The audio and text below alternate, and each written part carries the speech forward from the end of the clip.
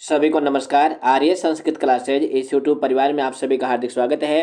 प्यारे बच्चों, आपके हिंदी का पेपर होने में बहुत कम समय है। इस वीडियो में हम सभी क्लास 9th का जो हिंदी का सिंपल पेपर 2 है उसको पढ़ेंगे। तो देखो बच्चों, हिंदी का पेपर आपका अंतिम पेपर है, तो अभी से आप बिल्कुल अच्छे से तैयारी करो, क्योंकि जो हिंदी विषय है ना, ये आपके ओवरऑल रिजल्ट को बहुत अच्छा बनाएगा। तो देखो बच्चों, हिंदी के पेपर में 40 नंबर का एमसीक्यू आता है। कितने नंबर का? 40 नंबर का एमसीक्यू आता है। प्रश्न 1 से लेकर के 10 तक, प्रश्न 1 से 10 तक 40 नंबर का एमसीक्यू आएगा। अब एमसीक्यू में 20 नंबर का केवल पैसेज आता है। क्या आता है? पैसेज। 20 नंबर का पैसेज आता है। 10 नंबर का आता है अपठित, और 10 नंबर का आता है पठित, यानी पैसेज। दो पैसेज आते हैं अपठित के, दो पैसेज आते हैं किताब वाले।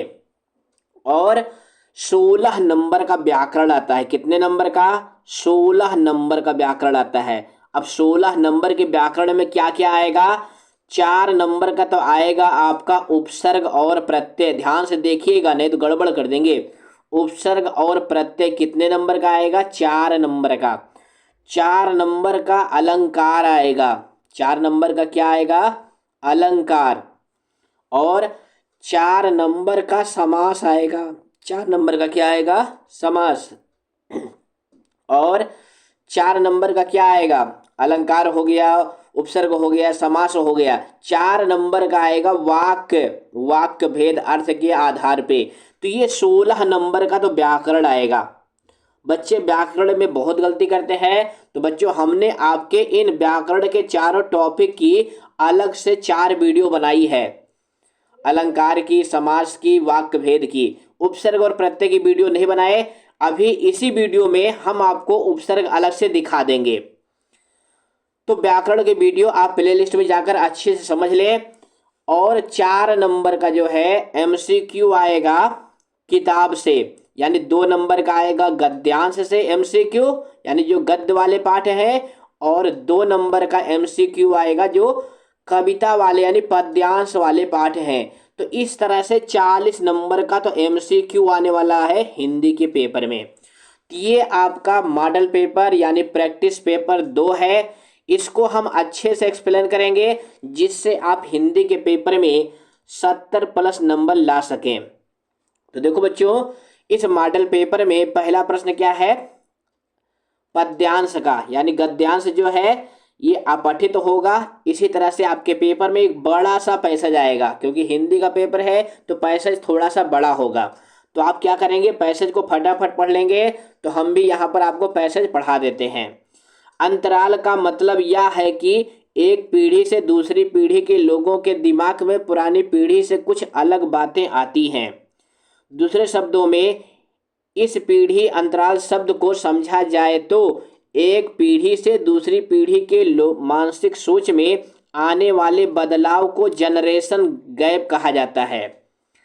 आपने भी अक्सर देखा होगा कि जिस प्रकार से आपके पिताजी सोचते थे उस प्रकार से आप नहीं सोच पाते। अब ये देखो बच्चों, ये पैसेज बिल्कुल हमारे आपके जीवन से ही संबंधित है। आप उनसे कुछ अलग सोचते हैं, और हो सकता है कि आने वाली अगली पीढ़ी आपसे भी कुछ अलग सोचने का प्रयास करेगी। ऐसा संभव है। हर एक पीढ़ी में मानसिक सोच में निरंतर बदलाव आता रहता है। यह बदलाव जरूरी है। यह बदलाव कैसा है? जरूरी है। इसी बदलाव को पीढ़ी अंतराल कहा जाता है। इसी बदलाव को क्या कहा जाता है? पीढ़ी अंतराल।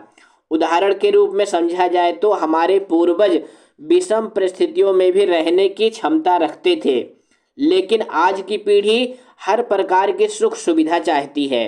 आजकल के बच्चे अपने दादा दादी के साथ बैठने की बजाय वह लोग स्मार्टफोन पर समय अधिक व्यतीत करना पसंद करते हैं। इसके कारण से परिवारों में कलह का कारण भी उत्पन्न हो जाता है। कलह मतलब क्या होता है? झगड़ा। क्योंकि इस भाग दौड़ भरी जिंदगी में इतना समय ही नहीं मिल पाता कि अपने परिवार वालों को समय दे सकें। जितना समय मिलता है उतना समय अपने स्मार्टफोन को चलाने में व्यस्त कर देते हैं। आने वाली पीढ़ी में लगातार मानसिक बदलाव होते रहते हैं। आज के समय में हर किसी को सुविधा की आवश्यकता रहती है, लेकिन हमारे पूर्वज इन सुविधाओं के बिना भी रह सकते हैं। अब ये क्या है? पैसेज है। अब सीधा आते हैं हम क्वेश्चन पे। पैसेज आपको समझ में आ गया होगा, नहीं समझ में आया है तो इसका पीडीएफ हम डिस्क्रिप्शन में दे रखे हैं, इसका लिंक आप इसको डाउनलोड भी कर सकते हैं। गद्यांश के अनुसार हम अपने परिवार वालों को समय क्यों नहीं दे पाते? तो इसका उत्तर क्या हो जाएगा पैसेज के आधार पे? इसका उत्तर हो जाएगा डी, भाग दौड़ भरी जिंदगी के कारण। दूसरा प्रश्न है, विषम परिस्थितियों में भी रहने की क्षमता कौन रखते हैं? अब इसके लिए देखिए क्या आया हुआ है, इसका उत्तर हो जाएगा बी, हमारे पूर्वज। बच्चों आपको उत्तर देने के पहले क्या करना है ना, जो 15 मिनट का टाइम मिलता है प्रश्न पढ़ने के लिए, आप इन्हीं पैसेज वाले प्रश्न को ही अच्छे से पढ़ेंगे। उसके बाद तीसरा प्रश्न है, हमने आपको जो आपका पहला मॉडल पेपर है उसको सॉल्व कराया था, बताया था कि कथन और कारण वाला प्रश्न आएगा दोनों पैसेज में। तो यहाँ पर भी देखो कथन और कारण आया हुआ है। हर एक पीढ़ी में मानसिक सोच में निरंतर बदलाव आता रहता है। अब इसका कारण दे रहे हैं, इसी बदलाव को पीढ़ी अंतराल कहा जाता है। तो पैसेज पढ़ा, दोनों आपको सही लग रहा है और ये इसकी सही व्याख्या भी है। तो इसका उत्तर हो जाएगा सी। क्या हो जाएगा? सी, कि कथन ए सही है और कारण आर कथन ए की सही व्याख्या भी है। तो इस प्रश्न में आप ध्यान से करेंगे क्योंकि इसमें बच्चे गलती ज़्यादा करते हैं।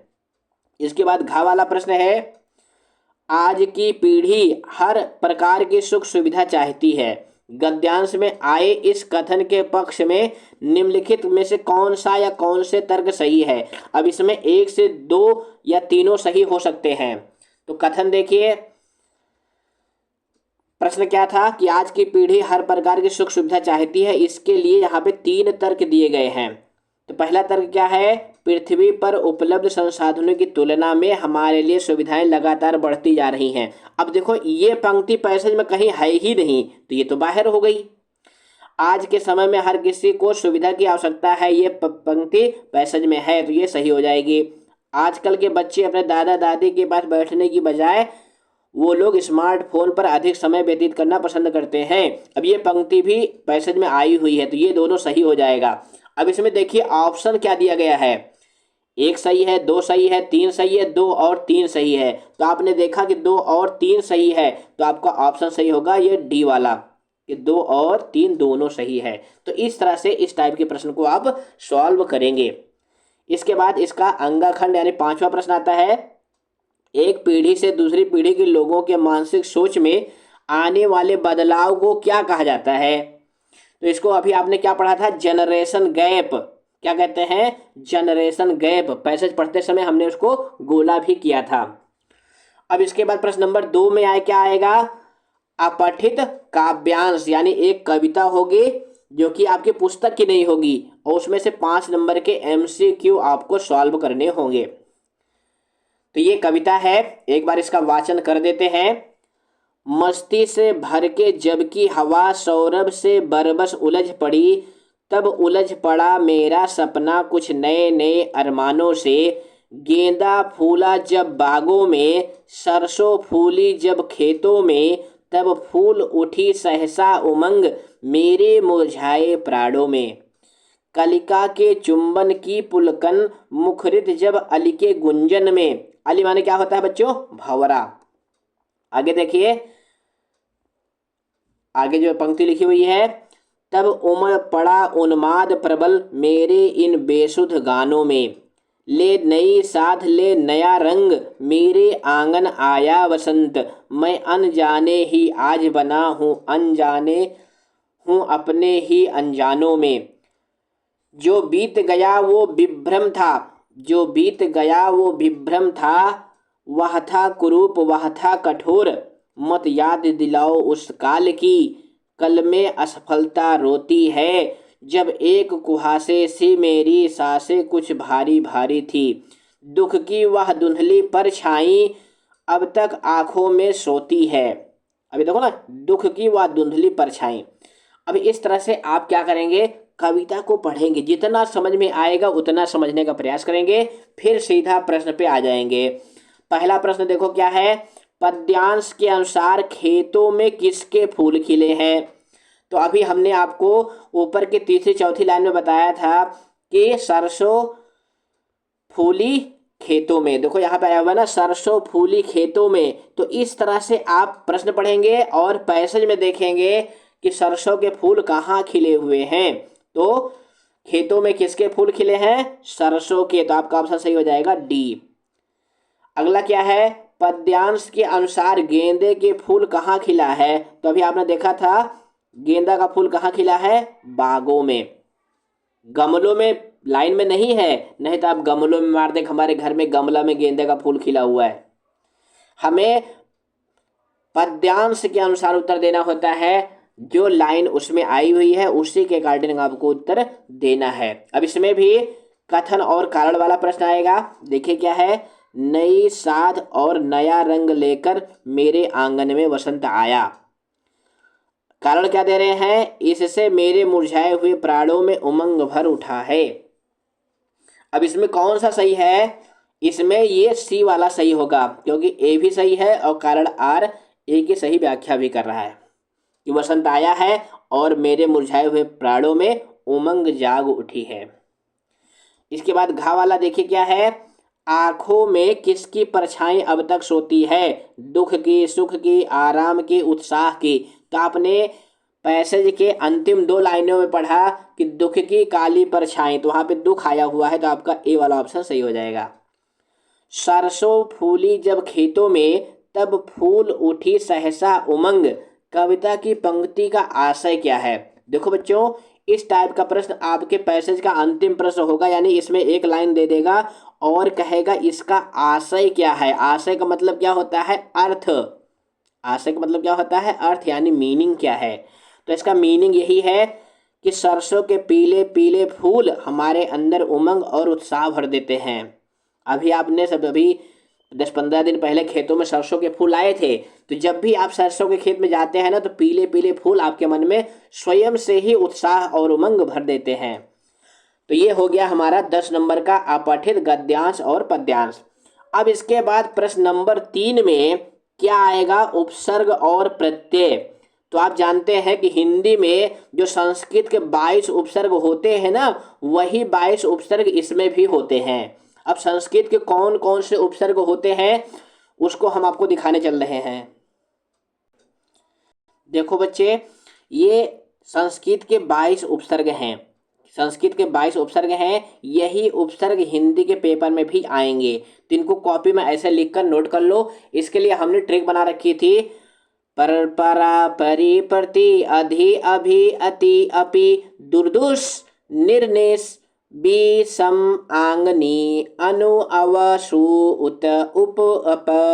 तो इस तरह से अगर आप पढ़ेंगे, याद होता है तो ठीक है, नहीं याद होता है तो कोई बात नहीं, आप इनको कॉपी में 2 बार लिखना, केवल 2 बार लिखना।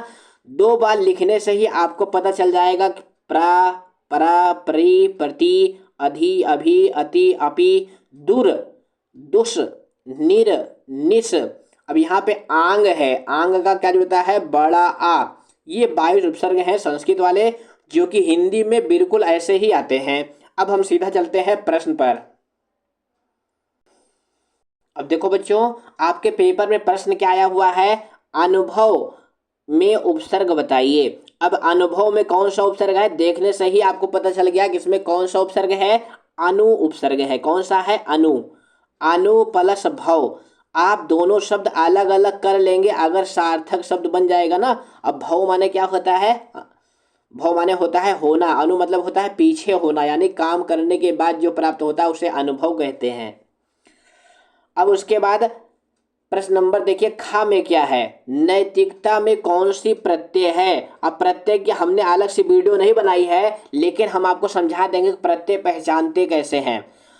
प्यारे बच्चों, प्रत्यय जो है शब्द के अंत में लगता है। कहाँ लगता है, शब्द के अंत में लगता है, और लगने से अर्थ में परिवर्तन आता है। ये दोनों बातें ध्यान से, अर्थ में परिवर्तन, शब्द के अंत में लगेगा, लगने से परिवर्तन होगा।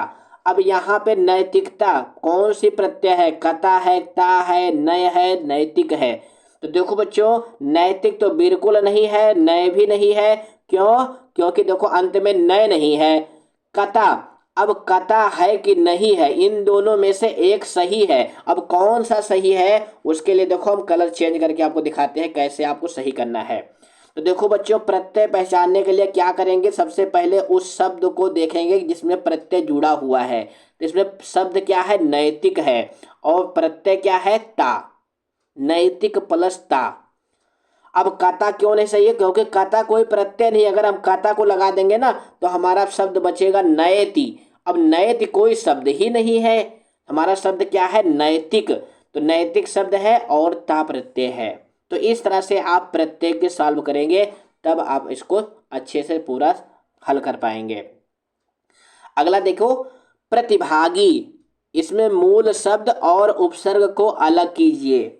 मूल शब्द क्या है इसमें? देखो प्रतिभागी, तो प्रति तो उपसर्ग हो गया। उसके बाद क्या है? शब्द है भागी। अब यहाँ देखो भागी किसी में नहीं है, यानी यहाँ पे प्रत्यय को भी अलग कर रखा है। तो प्रति शब्द है, प्रति उपसर्ग है, भाग शब्द है और इसमें बड़ी ई प्रत्यय है। ध्यान से देखिएगा क्या क्या है इसमें? प्रति उपसर्ग है, भाग शब्द है, बड़ी ई प्रत्यय है। बड़ी ई क्या है? ये है प्रत्यय, ये है शब्द जिसमें प्रत्यय और उपसर्ग जुड़ा है, ये क्या है? उपसर्ग है। तो इस तरह से आप समझें, तभी आप ये व्याकरण के प्रश्न को हल कर पाएंगे। तो प्रतिभाग ई किस विकल्प में है? ये देखो बड़ी बी वाले विकल्प में है, तो आपका बी वाला विकल्प सही हो जाएगा। तो इस टाइप का प्रश्न आएगा, क्योंकि हम आपको बताना चाहते हैं कि चाहे जैसे प्रश्न आए आपको उत्तर सही करना है। उसके बाद घा, इसमें देखिए क्या लिखा हुआ है? निम्नलिखित वाक्यों में उपसर्ग के गुण पहचान कर नीचे दिए गए विकल्पों का सर्वाधिक उपयुक्त वाला उत्तर चुनिए। तो प्यारे बच्चों, इस तरह का प्रश्न आएगा, उसमें उपसर्ग का गुण पूछेगा, प्रत्यय का गुण पूछेगा। तो चाहे प्रत्यय का गुण पूछे चाहे उपसर्ग का गुण पूछे, दोनों का गुण, गुण का मतलब क्या होता है? क्वालिटी, यानी उपसर्ग की क्वालिटी क्या है। तो उपसर्ग की परिभाषा यानी गुण क्या है कि उपसर्ग शब्द के प्रारंभ में लगते हैं और उपसर्ग जुड़ने पर शब्द में परिवर्तन होता है। ये दोनों सही हैं। और दोनों क्या है? देखिए, और दोनों हैं उपसर्ग शब्द के अंत में लगते हैं, तो ये गलत है। उपसर्ग लगने के बाद शब्द के अर्थ में परिवर्तन होता है, ये भी गलत है। तो सही क्या है हमारा? 1 और 3। अब 1 और 3 किस ऑप्शन में है? ये सी वाले ऑप्शन में है। इसी टाइप का प्रश्न आएगा प्रत्यय के लिए। बस उसमें आपको क्या ध्यान देना है कि जो हमारा प्रत्यय होता है वो शब्द के अंत में लगता है और प्रत्यय जुड़ने के बाद उसमें परिवर्तन होता है, किसमें? शब्द के अर्थ में। समझ गए? बहुत बढ़िया। अब आते हैं नेक्स्ट क्वेश्चन पर। नेक्स्ट क्वेश्चन क्या है? मिलान करने के लिए जरूर आएगा, हर व्याकरण के प्रश्न में मिलान वाला एक प्रश्न रहता है। अब इसमें देखो सीमित है, अब सीमित में प्रत्यय कौन सी है? तो इसमें इत प्रत्यय है।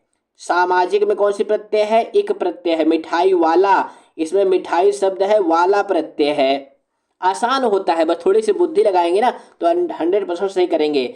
अब कौन सा विकल्प सही होगा? तो इसमें डी वाला सही होगा। पहले का फर्स्ट, दूसरे का थर्ड, तीसरे का सेकंड। आप पेंसिल से या पेन से ही मिलान कर लेंगे, उसके बाद जो ऑप्शन सही होगा उसको टिक करेंगे।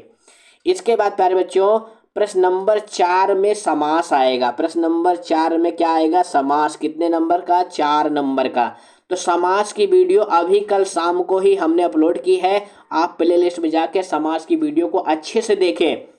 अब देखो पहला प्रश्न क्या है? दोपहर। दोपहर समस्त पद का समास विग्रह क्या होगा? तो दोपहर का मतलब होता है दो पहरों का समूह। अब यहाँ समूह के अर्थ में समाहार आया हुआ है। तो हमने समास वाली वीडियो में आपको बताया था समाहार और समूह दोनों का एक ही अर्थ है। समाहार और समूह दोनों का एक ही अर्थ है, चाहे समूह मिले या समाहार मिले। अब इसमें कौन सा समास है? इसमें द्विगु समास है, क्योंकि यहाँ तो विग्रह पूछा है, लेकिन पेपर में मान लो समास का नाम पूछ लिया कि दोपहर में समास कौन सा है, तो इसमें प्यारे बच्चों द्विगु समास है, क्योंकि पहला पद जो है संख्या का बोध करा रहा है, तो द्विगु समास हो जाएगा। त्रिभुवन समस्त पद में समास होगा। अब देखो त्रिभुवन आ गया ना, अभी हमने बताया त्रिभुवन में कौन सा समास होगा, इसमें द्विगु समास होगा, क्योंकि पहला पद संख्या आ गया, तो ये सी वाला विकल्प सही हो जाएगा, द्विगु समास। अगला देखिए तीसरा प्रश्न समास का, जहां समस्त पदों में विद्यमान दो पदों में से कोई पद प्रधान न होकर तीसरे यानी अन्य पद की प्रधानता हो, वहां पर कौन समास होता है। तो अभी कल समास वाली वीडियो में आपने देखा था कि जहां दोनों पद में से कोई भी पद प्रधान ना हो, तो वहां पे कौन सा समास होता है, बहुब्रीहि समास होता है। प्यारे बच्चों, आप थोड़ा सा अपने ज्ञान को बढ़ा लीजिए। द्वंद्व समास में दोनों प्रधान होते हैं। क्या होते हैं, दोनों प्रधान होते हैं, किसमें, द्वंद्व समास में। कर्मधारय समास में पहला पद विशेषण होता है, दूसरा विशेष होता है, पहला उपमान होता है, दूसरा उपमेय होता है। अव्ययी भाव समास में इसमें कौन सा पद प्रधान होता है, प्रथम पद प्रधान होता है अव्ययी भाव में। और तत्पुरुष समास में उत्तर पद प्रधान होता है। जिन बच्चों ने समास की वीडियो नहीं देखी वो इस वीडियो से भी प्रश्न सही कर सकें, इसलिए यहाँ पर भी हम इसको बता रहे हैं। अब इसके बाद जो है घा वाला प्रश्न देखिए, निम्नलिखित समासों में कर्मधारय समास का उदाहरण कौन सा है। अब कर्मधारय समास का मतलब क्या होता है कि पहला विशेषण दूसरा विशेष, पहला उपमान दूसरा उपमेय। अब माता पिता, इसमें कौन सा समास है, माता और पिता में हमने आपको बता रखा है इसमें द्वंद्व समास है। कौन सा समास है, द्वंद्व। नील गगन और पीतांबर, ये दोनों कर्मधारय वाले हैं। कैसे हैं, कर्मधारय। अब कुछ बच्चे कहेंगे सर जी कल आपने पीतांबर में जो है बहुब्रीहि समास बताया था। पीतांबर में बहुब्रीहि समास है बच्चों, लेकिन जब पीतांबर के बगल में क्या लिखा रहेगा, पीतांबर के बगल में कृष्ण लिखा होगा। क्या लिखा होगा, कृष्ण, तब उसमें बहुब्रीहि समास होगा। जब केवल पीतांबर लिखा होगा तब उसमें कर्मधारय समास होगा। ध्यान दीजिएगा, नहीं तो गलत कर देंगे। तो यहाँ पे 2 और 3 इन दोनों में कर्मधारय समास है। अब 2 और 3 विकल्प बी में है, तो ये बी वाला विकल्प सही हो जाएगा। बहुब्रीहि समास का उदाहरण कैसे आता है, ये इस प्रश्न में है जो अंगा वाला प्रश्न है। त्रिवेणी, अब इसमें कौन सा समास है, संख्या आ गई तो द्विगु समास है। पाठशाला, पाठ के लिए शाला तत्पुरुष समास हो गया। गजानन, अब यहाँ देखो बच्चों गजानन के बगल में गणेश लिखा हुआ है ना, इसी तरह से जब पीतांबर के बगल में श्री कृष्ण लिखा होगा, क्या लिखा होगा, कृष्ण लिखा होगा, तब उसमें बहुब्रीहि समास होगा। जब कृष्ण नहीं लिखा होगा, केवल पीतांबर लिखा होगा, तब इसमें कर्मधारय समास होगा। ध्यान देना, नहीं तो गलत कर दोगे। ठीक है, अब इसमें देखो कौन सा विकल्प सही है, त्रिवेणी, द्विगु, पाठशाला, तत्पुरुष, गणेश, बहुब्रीहि। तो कौन सा विकल्प सही होगा, पहले का दूसरा, दूसरे का तीसरा, तो ये वाला विकल्प सही हो जाएगा आपका ए वाला। इस तरह से आप समास को हल करेंगे। समास में आप बिल्कुल जीरो हैं तो प्ले लिस्ट में जाकर समास की वीडियो जरूर देखें। अब इसके बाद प्रश्न नंबर 5 में क्या आएगा, अर्थ की दृष्टि से वाक्य भेद। अर्थ की दृष्टि से वाक्य भेद, 8 प्रकार के वाक्य होते हैं अर्थ के आधार पे। कितने 8 प्रकार के वाक्य, 8 प्रकार के। इसकी हमने 12 मिनट की वीडियो बनाई है, अभी आपके पास टाइम है, आप देख सकते हैं उस वीडियो को। तो देखो कैसे पहचानेंगे। पहला प्रश्न है आपका, वाक्य का प्रकार बताइए। सूर्य पश्चिम में अस्त होता है, विधानवाचक वाक्य है, आज्ञावाचक वाक्य है, प्रश्नवाचक वाक्य है, निषेधवाचक वाक्य है। तो ये कैसा वाक्य है, ये विधानवाचक वाक्य है। जो सरल वाक्य होते हैं जिसमें किसी काम का होना या किसी स्थिति का पता चलता है, वो विधानवाचक वाक्य होते हैं। दूसरा प्रश्न है, वाक्य का प्रकार बताइए। आहा कैसा सुंदर दृश्य है। अब ये कैसा वाक्य है, ये विस्मय वाचक वाक्य है। कैसा, विस्मय। विस्मय के लिए हमने प्यारे बच्चों आपको और बताया था कि वाक्य में किसी शब्द के बाद इस तरह का चिन्ह मिलेगा। ये कैसा चिन्ह है, ये विस्मय बोधक चिन्ह है। ऐसा चिन्ह देखें तो तुरंत समझ जाना कि इसमें विस्मय वाचक वाक्य है, जहाँ पे कुछ आश्चर्य व्यक्त किया जाता है। इसके बाद अगला प्रश्न है गा खंड का, आज हिंदी शिक्षक विद्यालय आए थे। इस वाक्य को निषेधवाचक वाक्य में लिखा जाएगा। यानी एक प्रश्न इस टाइप का आएगा कि एक वाक्य दिया रहेगा, उसको बदलने के लिए कहा जाएगा कि उसको इस वाक्य में बदलेंगे तो इनमें से कौन सा वाक्य बनेगा। तो देखो पहला क्या है, पहला है क्या आज हिंदी शिक्षक विद्यालय आए थे। अब यहाँ क्या आ गया, तो प्रश्नवाचक वाक्य हो गया। अरे आज हिंदी शिक्षक विद्यालय आए हुए थे। अब यहाँ अरे मिल गया, विस्मय चिन्ह मिल गया, तो ये कैसा है, ये विस्मय वाचक वाक्य है। ध्यान से समझना, क्योंकि पेपर में बदलने के लिए कोई भी वाक्य दे देगा। आज हिंदी शिक्षक विद्यालय क्यों आए थे, अब क्यों आ गया, तो ये भी कैसा वाक्य हो गया, ये प्रश्न वाला वाक्य हो गया। तो आपका विकल्प कौन सही होगा, डी। डी में क्यों सही हुआ, क्योंकि देखो यहाँ पे लिखा है आज हिंदी शिक्षक विद्यालय नहीं आए थे। जहां नहीं, ना, मत मिले, वही वाक्य होता है कैसा, निषेधवाचक वाक्य। अब इसके बाद गा खंड है, देखिए जिन वाक्यों में से किसी कार्य के निषेध या ना होने का बोध हो वो अर्थ की दृष्टि से कैसा वाक्य होगा, तो ये निषेध वाला वाक्य होगा। इसके बाद देखो पांचवा प्रश्न है इस खंड का, इच्छावाचक वाक्य का उदाहरण है। अरे ये चोट कैसे लगी, अब ये अरे आ गया तो ये विस्मय वाला वाक्य हो गया। हम चारों विकल्प पे चर्चा करते हैं जिससे हमारे इस वीडियो देखने वाला बच्चा 100% नंबर पाए। ईश्वर सभी को खुश रखे, ये है इच्छावाचक वाक्य। ये कैसा वाक्य है, इच्छावाचक वाक्य है। तो आपका विकल्प सही हो जाएगा बी वाला। इच्छावाचक वाक्य कौन सा है, ईश्वर सभी को खुश रखे। यानी इस टाइप के वाक्य में शुभकामना होती है, आशीर्वाद होता है, अभिशाप होता है। ये हमने आपको उस वाली वीडियो में बता रखी है जो हमारी वाक्य भेद वाली वीडियो है, उसको भी हमने अभी कल सुबह ही अपलोड किया है। क्या तुमने गमले में पानी डाल दिया, अब ये प्रश्न वाला वाक्य हो गया। बर्गर मत खाओ, मत मतलब मना किया जा रहा है, ये निषेध वाला वाक्य है। तो इस तरह से हमारा वाक्य वाला टॉपिक कंप्लीट हुआ। अब आते हैं प्रश्न नंबर 6 पर। प्रश्न नंबर 6 में क्या आएगा, अलंकार। क्या आएगा, अलंकार। आपके सिलेबस में कितने अलंकार हैं, 4 अलंकार हैं। कौन कौन से, अनुप्रास, यमक, ये 2 शब्द अलंकार है, और उपमा और रूपक। अलंकार की भी हमने 12 मिनट की वीडियो बना रखी है, उसमें कम से कम एक एक अलंकार के 5-5, 10-10 उदाहरण बताए हुए हैं। तो हमारी वो अलंकार वाली वीडियो प्ले लिस्ट में जाके अभी टाइम है देख लें। तो देखो बच्चों पहला प्रश्न क्या है, निम्नलिखित पंक्तियों में अलंकार पहचानिए। सत्यशील दृढ़ ध्वजा पताका, इस पंक्ति में अलंकार कौन सा है। अब देखो बच्चों इसमें कौन सा अलंकार है, इसमें रूपक अलंकार है। क्यों, क्योंकि ध्वजा और पताका, ध्वजा रूपी पताका, यहाँ पे अभेद आरोप किया गया है। कैसा आरोप किया गया है, अभेद आरोप जहाँ पर होता है वहाँ पे रूपक अलंकार होता है। इन सब बातों को हमने अलंकार वाली वीडियो में बता रखा है।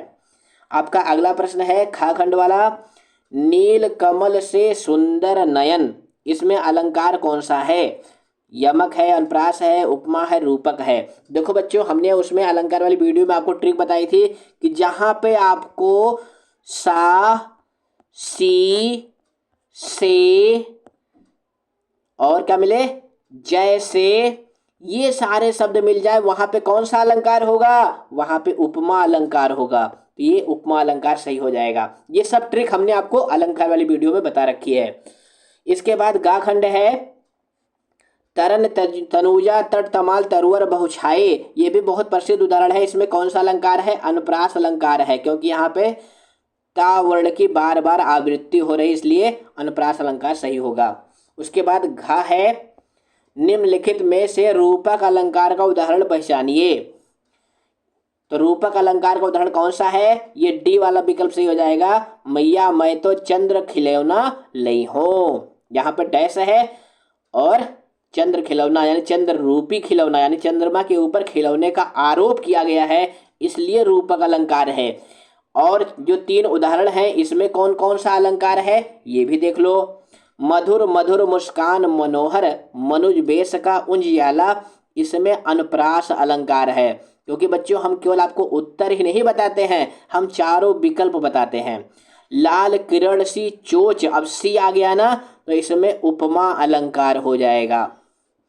नील गगन सा शांत हृदय था सो रहा, यहाँ पे सा मिल गया तो इसमें भी उपमा अलंकार हो गया। तो इस तरह से जितने भी उदाहरण हैं आप इनको प्रैक्टिस करिए, अलंकार की वीडियो देखिए, आप अलंकार को 100% सही कर लेंगे। इसके बाद पांचवा है इस खंड का अलंकार का, अब किसी पंक्ति में एक ही व्यंजन, यानी जब किसी पंक्ति में एक ही व्यंजन बार बार आए तो वहां पे कौन सा अलंकार होगा, वहां पे अनुप्रास अलंकार होगा।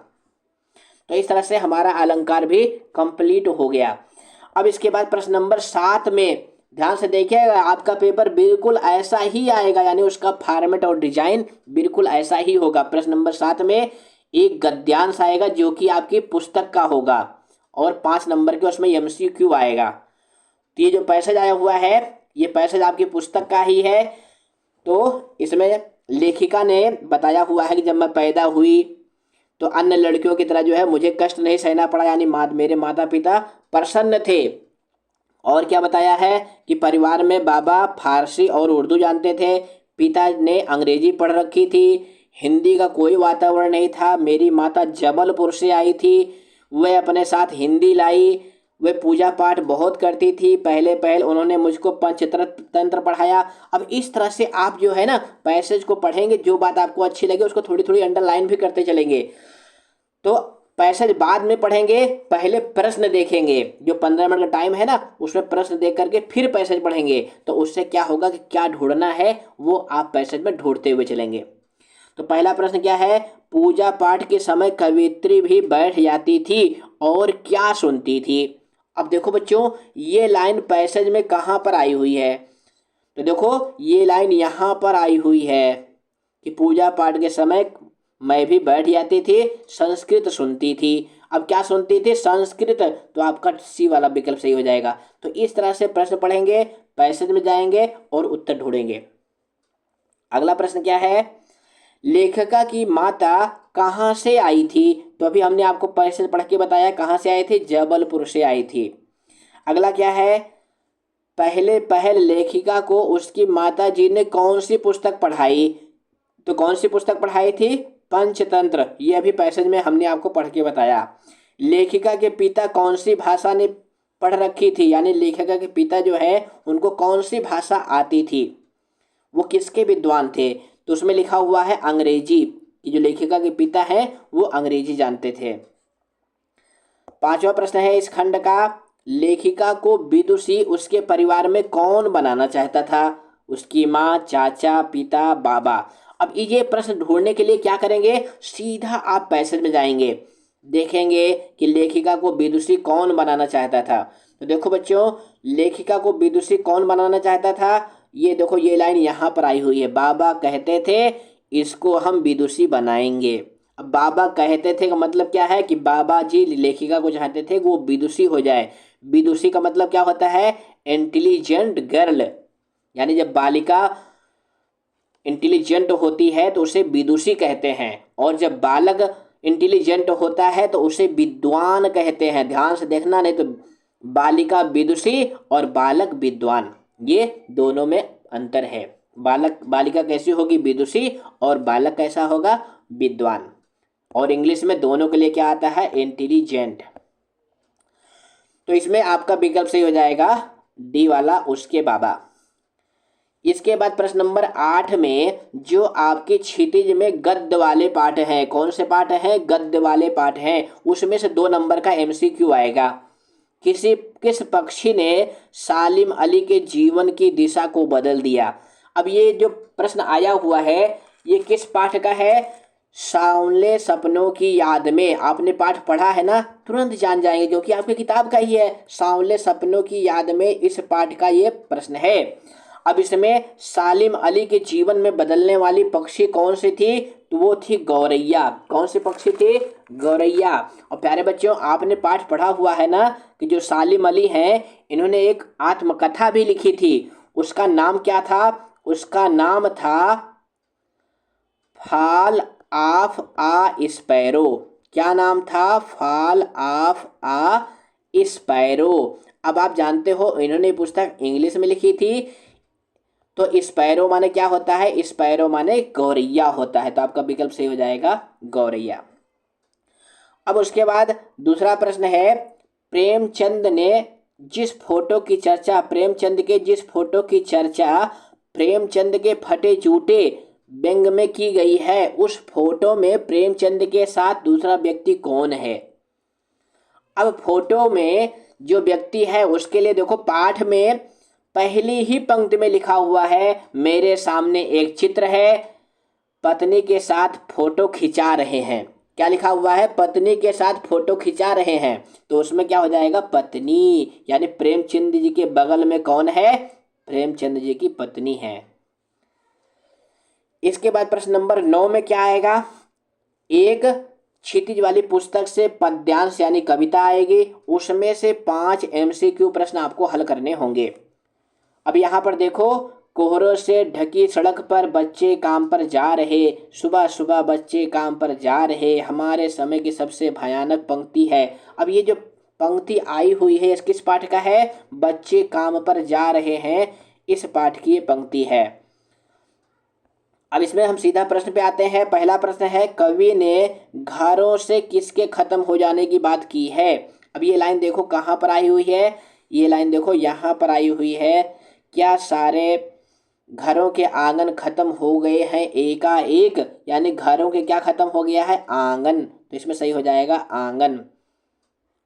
दूसरा प्रश्न है, कवि ने मदरसों की इमारत को किस आपदा से ढह जाने की बात की है। तो ये लाइन कहाँ पर आई हुई है, ये लाइन देखो यहाँ बिल्कुल ऊपर आई हुई है, क्या मदरसे भूकंप से ढह गए हैं। ये लाइन कहाँ पर आई हुई है, देखो यहाँ पर, ये देखिए यहाँ पर आई हुई है, क्या किसी भूकंप से ढह गई हैं सारी मदरसे की इमारतें। तो आपका विकल्प कौन सा सही हो जाएगा, ये सही हो जाएगा भूकंप से, सी वाला विकल्प सही हो जाएगा। गा वाला प्रश्न है, कवि ने किताबों को किनके द्वारा चट कर जाने की आशंका व्यक्त की है। तो दीमक के द्वारा, पंक्ति में क्या आया हुआ है, दीमक। अगला क्या है, बच्चे किससे ढकी सड़क पर होकर काम जा रहे हैं। तो वहां पे आया हुआ है कोहरा से ढकी हुई, कोहरा मतलब क्या होता है, कुहासा। उसके बाद अंतिम है, कवि के अनुसार सारी गेंदें कहाँ गिर गई हैं। तो कहाँ गिर गई है, अंतरिक्ष में। कहाँ आया हुआ है, देखो बच्चों ये आया हुआ है, यहाँ पर दिखा देते हैं, नहीं तो आप कहोगे सर जी सारा आंसर बताते चल रहे हो, कहाँ आया हुआ है, देखो यहाँ पे आया हुआ है, क्या अंतरिक्ष में गिर गई हैं सारी गेंदें। तो इस तरह से आप कविता पढ़ेंगे और फिर सीधा प्रश्न पे आएंगे। अब इसके बाद प्यारे बच्चों, प्रश्न नंबर 10 में क्या आएगा, जो आपकी कविता वाले पाठ हैं उसमें से 2 नंबर का MCQ आएगा। किस पाठ से, कविता वाले पाठ से, यानी पद्य वाले पाठ से। तो देखो, मेघ आए पाठ में नदी किसका प्रतीक है, मेघ आए पाठ में नदी किसका प्रतीक है। तो वहां पे नदी जो है गांव की युवती का प्रतीक है, ये सी वाला विकल्प सही हो जाएगा। अब प्यारे बच्चों, इस पाठ में और कौन किसका प्रतीक है वो भी हम आपको दिखा देते हैं। देखिए इस तरह से, क्योंकि हमारा उद्देश्य यही होता है कि हमारी वीडियो देखने वाला बच्चा 100% नंबर लेकर आए। तो यहाँ पर देखो कौन किसका प्रतीक है, धूल किसका प्रतीक है, धूल जो है अल्हड़ बालिका का प्रतीक है, जो मेघ रूपी मेहमान के आगमन से उत्साहित है। उसके बाद उस पाठ में पेड़ भी आए हुए हैं, तो पेड़ किसके प्रतीक है, पेड़ गांव के आम व्यक्ति का प्रतीक है, जो मेहमान को देखने के लिए उत्सुक है। नदी किसका प्रतीक है, ये हमने आपको बता दिया कि नवविवाहिता यानी नव युवती का प्रतीक है। लता किसका प्रतीक है, तो लता प्रतीक है प्रेयसी का, किसका, प्रेयसी, प्रेयसी मतलब क्या होता है, प्रेमिका। तो यहाँ पर देखो, नवविवाहिता माननी नायिका का प्रतीक है। ताल किसका प्रतीक है, ताल जो है घर के नव युवक का प्रतीक है, जो मेहमान के पैर धोने के लिए पानी लाता है, ताल उसका प्रतीक है। तो इस तरह से 5 प्रतीक हैं जो आपको इस पाठ में याद करने हैं। समझ गए, बहुत अच्छे। इसका बाद आपका अगला प्रश्न है, कैदी और कोकिला। कैदी और कोकिला, इस पाठ में कवि ने जंजीरों को क्या कहा है। तो कैदी और कोकिला ये माखनलाल चतुर्वेदी की कविता है। इसमें कवि ने जंजीरों को क्या कहा है, जंजीरों को गहना कहा है। क्या कहा है? गहना। तो इस तरह से हमारे 40 नंबर के MCQ कंप्लीट हो गए। हमें उम्मीद है हमारी वीडियो देखने वाला हर बच्चा ये 40 नंबर के MCQ में 40 में से 40 ही लाएगा। अब इसके बाद प्यारे बच्चों, ये प्रश्न कैसे आएंगे? लिखने वाले होंगे। तो साल भर आपने किताब पढ़ी है, इन प्रश्नों को आप सॉल्व कर लेंगे। तो PDF का लिंक हम आपको डिस्क्रिप्शन में देंगे, वहां से आप जो है इन प्रश्नों को लिख लिख कर अभ्यास कर लेंगे। इसके बाद आपके प्रश्न नंबर 14 में निबंध आएगा। निबंध की तैयारी आप कर रहे होंगे, 6 नंबर का निबंध होगा। उसके बाद प्रश्न नंबर 16 और 17 में पत्र भी आएंगे, 2, एक औपचारिक एक अनौपचारिक। और प्रश्न नंबर 17 में क्या आएगा? संवाद लिखने के लिए आएगा, और इसके अथवा के रूप में जो है आलेख। तो आप जानते हैं कि ईमेल भी आपके पेपर में आएगा, कथा यानी लघु कथा भी आपके पेपर में आएगी। ये सब प्रैक्टिस आप कर रहे होंगे। तो हमें उम्मीद है बच्चों ये वीडियो आपकी बहुत सहायता करेगी। फिर मिलेंगे अगली वीडियो में। धन्यवाद।